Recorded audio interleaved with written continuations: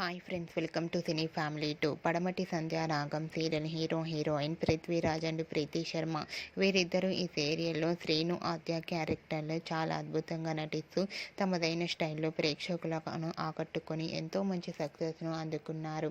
వీరిద్దరూ తమకు సంబంధించిన ప్రతి లేటెస్ట్ అప్డేట్స్ని ఎప్పటికప్పుడు షేర్ చేస్తూ ఉంటారు. అయితే రీసెంట్గా పడమటి సంధ్యా రాగం serial heroine Srinu Aadya shooting location latest ఫోటోతో పాటుగా రియల్ లైఫ్ లేటెస్ట్ ఫొటోస్ను షేర్ చేశారు.